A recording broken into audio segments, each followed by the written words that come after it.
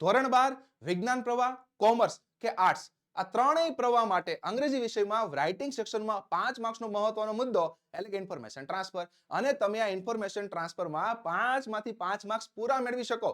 જેના માટે શું કરવું પડે? અલગ અલગ એક્ઝામ્પલ સોલ્વ કરવા પડે. તો મસ્ત મજાની ડિઝાઇન સાથે, જોરદાર પ્રેઝન્ટેશન સાથે, તમને સમજાય એવી આસાન ભાષામાં આપણે એક એક એક્ઝામ્પલ વાઇઝ વિડીયો બનાવેલા છે અને ઢગલાબંધ છે. ખાસ એક એક સોલ્વ કરજો. કારણ ઇન્ફોર્મેશન ટ્રાન્સફર અલગ અલગ ઘણી બધી રીતે આવી શકે. ટેબલ સ્વરૂપે આવી શકે, આલેખ સ્વરૂપે આવી શકે, ટ્રી ડાયાગ્રામ સ્વરૂપે આવી શકે, પાઈ ચાર્ટ સ્વરૂપે આવી શકે, અરે જે સ્વરૂપે આવી સ્વરૂપે. તમે આ એક્ઝામ્પલ એક એક વાર સોલ્વ કરી નાખો, ગેરંટી આપું છું તમને કોન્ફિડન્સ આવે આવે અને આવે. અને જો હજુ વધારે કોન્ફિડન્સ લાવવો હોય તો શું કરવું પડે?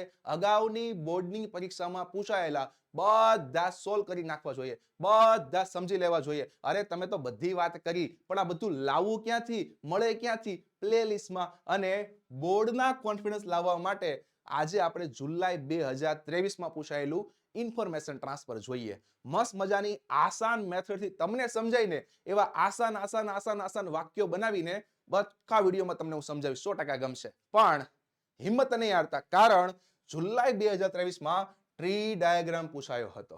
અને જનરલી વિદ્યાર્થીઓને ટેબલ વાળા ઇન્ફોર્મેશન ટ્રાન્સફર બહુ ગમે, ત્યારબાદ પાઈ વાળા અને આલેખ વાળા બહુ ગમે. પણ જ્યારે ટ્રી ડાયાગ્રામની વાત આવે એટલે બી જાય, ડરી જાય. અરે 3 થી 4 સોલ્વ કરો, તમને કોન્ફિડન્સ આવે જ. પહેલું કામ શું કરવાનું? પહેલું કામ તો એ કરવાનું, તમને ટ્રી ડાયાગ્રામ દેખાઈ જાય તો ગભરાવાનું નહીં. શાંતિથી થોડોક સમય આપો આ પ્રકારના ઇન્ફોર્મેશન ટ્રાન્સફરને. વિચારો કઈ પ્રકારની ગ્રામરની વાક્ય રચના વાપરશું, કયા પ્રકારનો કાળ વાપરશું, એક્ટિવ વોઇસ વાપરીશું, પેસિવ વોઇસ વાપરીશું. આપેલું ઇન્ફોર્મેશન ટ્રાન્સફર કેવા શું માંગે છે એ શાંતિથી વિચારો. તો સમય આપવો પડશે, શાંતિથી જોવું પડશે. તો વિડિયો પોઝ કરીને તમે એકવાર આખો ટ્રી ડાયાગ્રામ શાંતિથી જોઈ શકો છો, સમજી શકો છો. અને સમજાઈ જાય પછી અલગ અલગ વાક્ય રચના વિચારવાનું. તો તમારે વાક્ય રચના વિચારવાની નથી, મેં મસ્ત મજાની આસાન ભાષામાં વિચારીને તમારા માટે બનાવેલી છે, એ તમારે ખાલી સમજવાની છે. તો હવે શાંતિથી જોઈએ તો તમને અહીંયા મળશે sources from where children get their values.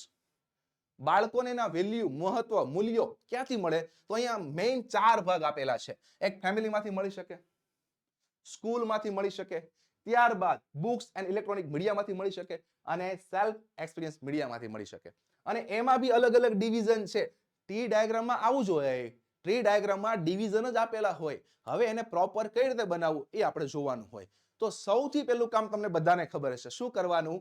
આપેલું ઇન્ફોર્મેશન ટ્રાન્સફર શેના વિશે છે એ કહેવાનું. તો યાદ કરો, યાદ કરો. આપણે આગળના ટ્રી ડાયાગ્રામ એક સિસ્ટમ આપેલી છે. This tree diagram gives us information about sources from where children get their values. પહેલી લાઈન તો બધાને આવડી જવી જોઈએ. જોઈ લો. પહેલી લાઈન તો બધા જ માટે આસાન હોવી જોઈએ. અહીંયા gives લખો તો પણ ચાલે, source લખો તો પણ ચાલે. જો બની ગયું. પહેલી લાઈનમાં તમારી 3-4 લાઈન ભરાઈ જશે એટલે કોન્ફિડન્સ આવશે. બીજું એક ખાસ જોજો, એક્ઝામમાં તમારે મુદ્દા પાડી નથી લખવાનું. એક્ઝામમાં તમારે પેરેગ્રાફ સ્વરૂપે લખવાનું છે. તમને સમજૂતી આસાન રીતે મળે એટલા માટે હું મુદ્દા પાડીને તમને માહિતી આપું છું. યસ. અને 80 શબ્દો લખવાના છે. બહુ વધારે 2 પેજ 3 પેજ ભરવાની જરૂર નથી ભાઈ, બહુ આસાન હોય છે. શાંતિથી ખાલી વિચારવાનું હોય છે. ચલો, આ એક લાઈન થઈ ગઈ. પછી બીજી લાઈન કઈ પાડવાની? ટ્રી ડાયાગ્રામમાં ફાટા તો હોય જ, જેમ કે અહીંયા 4 ફાટા છે. તો એનો મુદ્દો બનાવીએ. Yes, mainly there are 4 sources. જોઈ લો, 4 સોર્સિસ છે. એ 1 બાય 1 લખી નાખો. Family, school, books and electronic media and self experience media. તમે ખાલી પ્રેક્ટિકલ વિચારો. તમે ખાલી આ 2 મુદ્દા કવર કરશો ને ત્યાં જ તમારી ઇન્ફોર્મેશન ટ્રાન્સફરની પુરવણીમાં 5 થી 6 લાઈન ભરાઈ જશે. અરે ખતમ થઈ ગઈ કહાની. કોન્ફિડન્સ આવશે હવે લખવા માટે. બસ એક સાહસ જોતો હોય છે, પ્રેક્ટિસ જોતી હોય છે. ગમે એવું પૂછાય આરામથી લખી શકાય, કોઈ પણ રીતે પૂછાય આરામથી લખી શકાય. ચાલો હવે આપણે 1 બાય 1 વાક્ય પકડતા જઈએ. હવે પહેલા આપણે આ મુદ્દો કવર કરીએ, પછી આપણે આ મુદ્દો લેશું, પછી આપણે આ ભાગ અને છેલ્લે આ ભાગ. 1 બાય 1 લઈએ. ચલો, પહેલા આ ભાગ.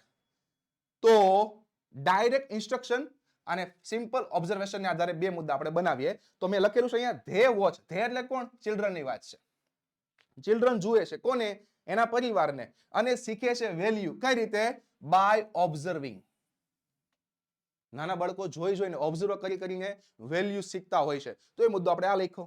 તો અહીંયા મેં સિમ્પલી સાદો વર્તમાન કાળ વાપરેલો છે. પેપર ચેકર મેન કાળની ભૂલ ખાસ જોવે.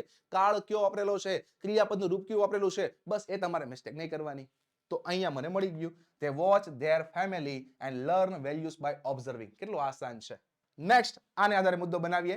યસ, જુઓ, ચિલ્ડ્રન લર્ન, ફરીથી સાદો વર્તમાન કાળ, through direct instruction from family members.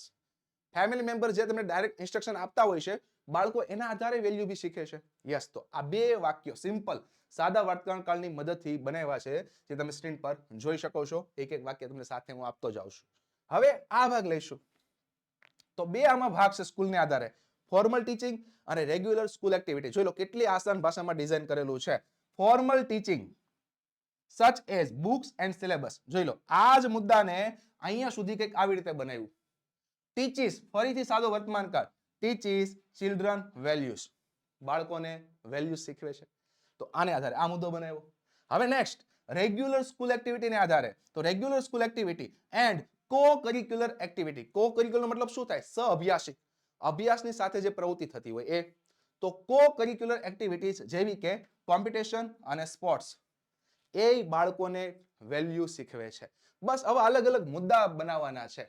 કોણ કઈ રીતે શીખવે છે, ક્યારેક કન્ટ્રીબ્યુટ વાપરો, ક્યારેક ટીચ વાપરો, ક્યારેક લર્ન વાપરો, અલગ અલગ ક્રિયાપદ વાપરો. પેપર ચેકરને લાગવું જોઈએ કે આની પાસે જબરદસ્ત વોકેબ્યુલરી છે, જબરદસ્ત ગ્રામરની સિસ્ટમ છે. બસ આ તમારે ખાસ હાઇલાઇટ કરવાનું હોય છે. ત્યારબાદ બુક્સ એન્ડ ઇલેક્ટ્રોનિક મીડિયા વાળો મુદ્દો લઈએ. યસ, સિમ્પલ વાક્ય સ્વરૂપે, they also learn value from religious book, biographies, જે અહીંયા લખેલું છે. ધાર્મિક બુક અને બાયોગ્રાફી, જીવન ચરિત્ર પરથી પણ બાળકો શીખે છે.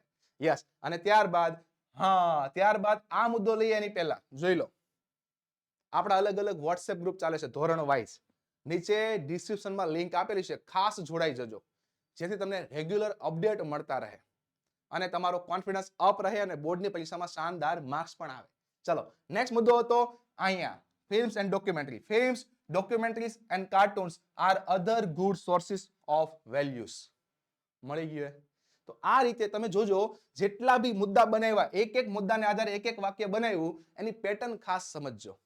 થોડીક ચેન્જ કરું છું અને આસાન કરું છું, બસ એ જ પ્રમાણે કામકાજ કરવાનું હોય છે. હવે એક જ મુદ્દો વધ્યો, સેલ્ફ એક્સપિરિયન્સ મીડિયા. વધારે બાળક પોતાની જાત સાથે આજુબાજુનું જોઈને શીખે, એ તમારે લખવાનું છે.